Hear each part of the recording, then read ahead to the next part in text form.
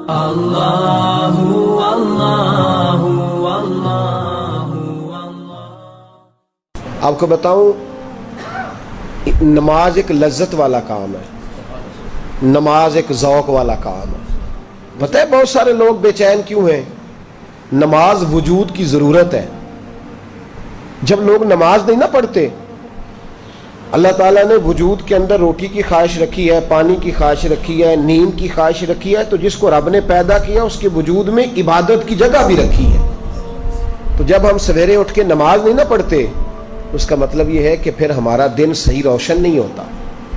اس بندے کا دن اصل روشن ہوتا ہے جو سویرے اٹھ کے پہلے نماز ادا کرتا ہے۔ ظہر کا وقت آیا پھر نماز پڑھے، عصر کا وقت آیا، اور میرے نبی پاک علیہ السلام نے فرمایا الصلاۃ عماد الدین، نماز دین کا ستون ہے۔ ستون کا مطلب ہوتا ہے کہ جس پر چھت کھڑی ہوتی ہے۔ تو دین کی جو عمارت ہے نا، اس کی مضبوطی کب آئے گی؟ جب آپ کو ایک بات بتاؤں، پتہ کی اس کو یاد رکھنا، بے نمازی بندہ جو ہوتا ہے نا، بے نمازی، وہ دنیا کا سب سے بڑا بے وفا ہے اور سب سے بڑا ناشکرا ہے۔ آپ اگر بے نمازی سے وفا کی توقع کریں یا شکر کی توقع کریں کہ وہ کسی کا ساتھ دے گا، تو یہ زیادتی ہے۔ اس لیے کہ جس نے رب کے ساتھ ہی وفا نہیں کی، جس نے ساری نعمتیں دینے والوں کا شکر ادا نہیں کیا، تو وہ تیرا میرا کیسے کرے گا؟ صحابہ کہا کرتے تھے کہ یا اللہ جنت میں بھی نماز کی توفیق دینا، وہاں بھی دل نہیں لگے گا۔ جس بندے نے نماز ہی نہیں پڑھی، باقی وہ کیوں ٹمکٹوئیاں مارتا ہے؟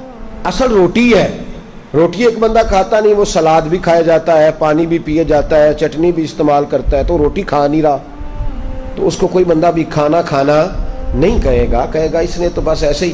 تو نماز معراج کا تحفہ ہے، اور دیکھو یار اس کی عظمت کو سمجھو، یہ وہ تحفہ ہے جو اللہ نے بھیجا ہے، اور آج تک مومن سمجھ ہی نہیں سکا کہ تحفہ اللہ نے بھیجا کس کے؟ نبی پاک کے ہاتھ۔ یہ چھوٹی بات ہے؟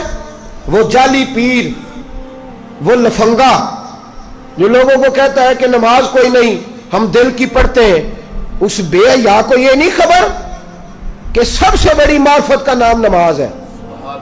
اس لیے کہ یہ تو وہ والی معرفت ہے جو اللہ نے اپنے نبی کے ہاتھ بھیجی ہے۔ درجے سارے ملتے ہی نماز سے، مقام سارے کھلتے ہی نماز پہ ہیں۔ میرے رسول پاک نے فرمایا اللہ تعالیٰ نے کوہ طور پر نور کی ایک تجلی ڈالی جس سے حضرت موسیٰ بے ہوش ہوئے۔ فرمایا جب میرا امتی اللہ اکبر کہہ کے نماز کی نیت باندھتا ہے، رب کریم اس پر اس طرح کے نور کی 70 تجلیاں ظاہر فرماتا ہے۔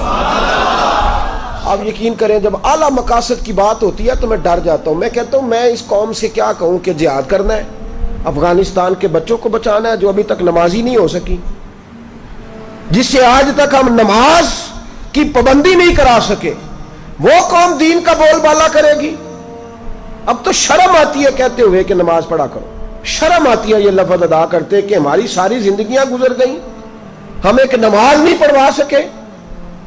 ایک بات اور یاد رکھنا، جو مجھ سے زیادہ پیار کرنے والے لوگ ہیں، میرے قریب رہنے والے، اگر میں نے کسی سے نماز کا پوچھنا چھوڑ دیا ہے نا، تو اس کا مطلب یہ ہے کہ میں سخت اس شخص سے بیزار ہو گیا ہوں، اب میں پوچھتا ہی نہیں اس سے۔ کتنا کو بندہ پوچھے؟ جب بہت سارے کام کوئی بندہ چھوڑ جاتا ہے نا، وہ حضرت رومی فرمایا کرتے تھے جب تیرا کوئی محبوب تجھ پہ غصہ کرنا چھوڑ جائے تو پھر سمجھ لینا تیرا اس کا تعلق کمزور ہو گیا۔ جب وہ تیرے اوپر جتنا زیادہ جلال کرتا ہے، اس کا مطلب ہے کہ اس کا تجھ سے پیار اتنا ہی زیادہ ہے، اور جس دن وہ کہہ جائے نا نہیں اس نے نہیں سمجھنا، وہ چپ کر جائے، تو اس دن سمجھ لے کہ تو ناکام ہو گیا، تو محبت میں ہار گیا، خدا رہا۔ نماز تو حسن ہے دین کا۔ تو کیسے سویا رہتا ہے جب اذان ہو جاتی ہے؟